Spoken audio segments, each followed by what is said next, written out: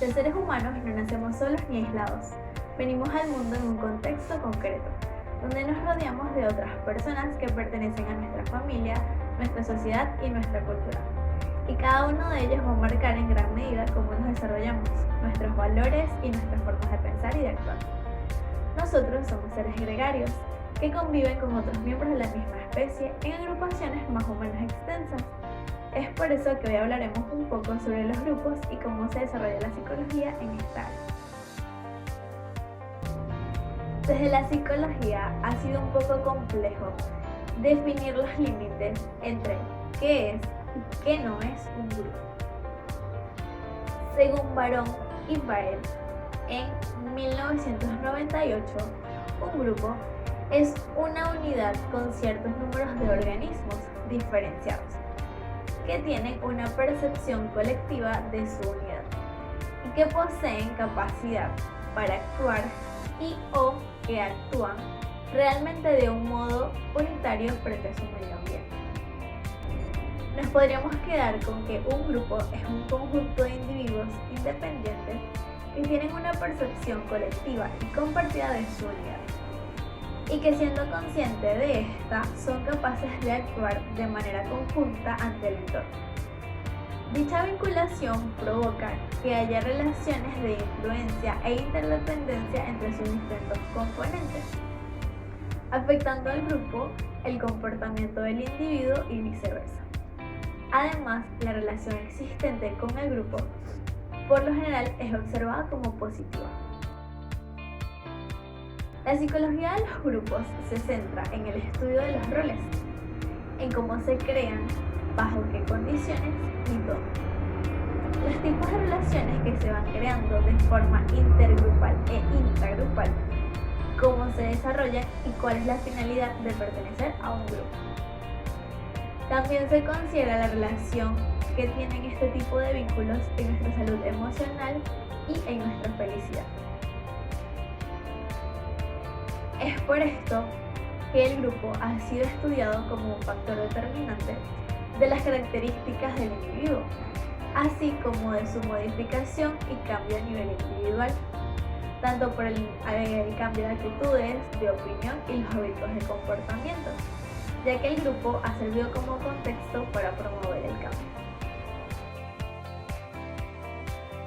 Algunas características que podemos resaltar de los grupos son: número 1.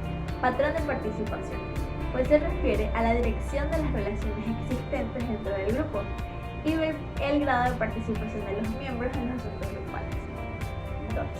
La comunicación, ya que cada grupo tiene sus propios procesos de comunicación intragrupal e intergrupal.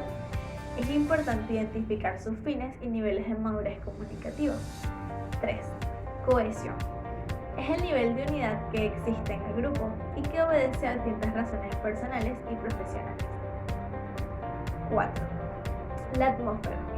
Es el conjunto de elementos emocionales y sentimentales que afectan directamente el ánimo del grupo y por tanto su rendimiento. 5. Normas. Son el conjunto de reglas que norman las relaciones que existen en el grupo. 6. Patrón sociométrico. Es el conjunto de pautas de amistad y rivalidad que existen en el grupo y que impactan directamente la cohesión. 7. Estructura y organización. Son el conjunto de acuerdos instituidos en normas y roles, y aquellos instituyentes que nacieron de la relación y convivencia. 8. Procedimientos. Son los medios que se emplean para lograr los objetivos. Cada grupo tiene su estilo y rutina de realizar los procesos. 9. Metas. Son los fines que dan sentido al grupo. Existen metas a corto, mediano y largo plazo, así como personales y compartidas. 10. Papeles y roles.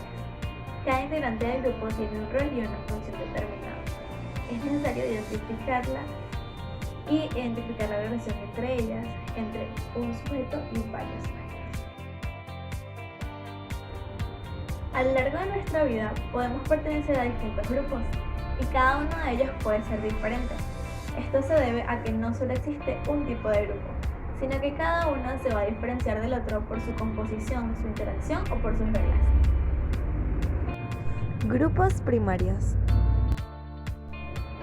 La característica principal de este tipo de grupo es que la relación entre los mismos está basada en la afectividad, el compromiso, la solidaridad y la forma en la que interactúan sus miembros. Son grupos reducidos y la interacción se da cara a cara.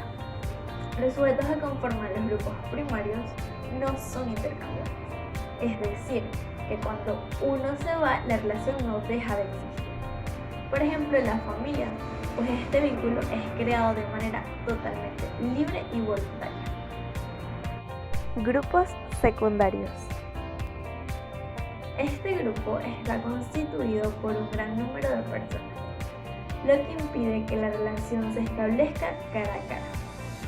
La unión entre ellos está sujeta a los objetivos que persiguen en común y no a vínculos afectivos. Sus métodos de organización suelen estar escritos formando reglamentos o estatutos. Los grupos secundarios están compuestos a su vez por grupos primarios. Un ejemplo de esto podría ser todos los trabajadores de una empresa, una institución o un organismo. Grupos de referencia. Es el grupo utilizado por un individuo a modo de comparación, con el fin de establecer sus conductas como forma de comportamiento propio. Es el grupo a través del cual una persona internaliza reglas o valores, pero al cual no solo no pertenece, sino que tampoco es reconocido como parte del mismo por sus integrantes. Únicamente le sirve como referencia para querer ser o deber ser. Un ejemplo de esto podría ser el grupo profesional al que se quiere pertenecer luego de finalizar una carrera. Grupos de pertenencia. El término define el grupo donde la persona forma parte del mismo y a su vez es reconocida como integrante. De esta manera, las normas y reglas establecidas en los grupos de pertenencia son adoptadas y acatadas por todos sus miembros. Un ejemplo de esto podría ser la nacionalidad de alguna persona. Grupos formales. Son aquellos en donde existe una estructura y las conductas de sus integrantes están reglamentadas y encaminadas a conseguir propósitos determinados. Los grupos formales son creados específicamente como un fin y pueden ser temporales o permanentes, como por ejemplo un equipo profesional de Grupos informales. Estos son grupos establecidos a partir de relaciones de compañerismo y amistad entre sus miembros. No cuenta con una estructura formal, pero su constitución se lleva a cabo en el contexto de los grupos formales. Son alianzas que se crean por las relaciones cotidianas. Un ejemplo de esto podría ser un grupo de amigos. Grupos de pares. Este tipo de grupos es muy particular, pues se distingue de los demás, ya que todos sus integrantes son de la misma edad, de la misma clase social o comparten los mismos intereses. Este tipo de grupos constituye una importante fuente de socialización. Si bien su origen quizás no fue elaborado con este propósito, pero constituye una forma muy importante de relaciones para los menores. Esto es debido a que entre personas contemporáneas se pueden aprender a compartir, a afrontar sus miedos, a solventar problemas y desconciertos de sus vidas, y al salir al encuentro de los diversos retos del mundo que los rodean. Grupos abiertos. Estos son aquellos que son accesibles para todo el mundo. Grupos cerrados. Son grupos que no son accesibles a todos por diversos motivos. Grupos conglomerados. Estos son todo el conjunto de personas que se crean en un momento determinado por un motivo concreto sin ningún nexo afectivo en común. No tienen permanencia en el tiempo. Por ejemplo, las manifestaciones. Grupos temporales y permanentes. Siempre van a depender del momento que duren.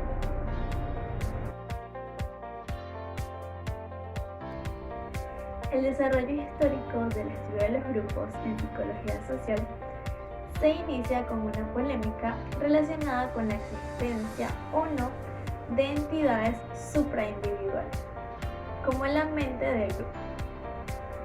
A finales del siglo XIX y comienzos del siglo XX, cuando la sociedad pasaba del feudalismo a la burguesía, se comenzó a rechazar el individualismo predominante y a aceptar el pensamiento psicosocial, donde salieron estudios en la psicología de los pueblos, psicología de las multitudes y psicología de las masas y el estudio del grupo. Por un lado estaba Le Bon con la psicología de las masas, donde describe a los grupos como almas colectivas, donde el individuo hace su comportamiento irracional y emocional, actuando mediante mecanismos como la desindividualización, la sugestión y el contagio. Por otro lado está Montague, en 1921, con su obra La mente grupal, donde expone la vida de los grupos como algo más que la suma de los individuos, donde el grupo era una identidad con mente propia. A pesar de compartir algunas de las ideas de Le Bon, como la organización propia de los grupos, que constaba de características como la organización, cuyos efectos son el espíritu de grupo y una vida mental colectiva, McDougall contrarresta los aspectos de reestructuración del comportamiento que éste exponía. Por su parte, Cherif demostró experimentalmente la existencia de las normas del grupo, y Lewin oponía un concepto genotípico del grupo basado en la interdependencia entre los miembros o subpartes del grupo, a un concepto fenotípico basado en la semejanza, proponiendo así que el método experimental es el mejor modo de enfrentarse al problema de la entidad de los grupos. Desde la perspectiva de la identidad social, se demostró la importancia de la dimensión intergrupal en el fenómeno grupal, o lo importante que es el compartir en el grupo, ya que lo que se comparte tiene un mayor impacto. Es por esto que se puede decir que la evolución de la psicología de los grupos no ha sido lineal, y lo que hoy tiene nombre es el resultado de la fusión de distintas líneas de experiencia en el contexto social diferente,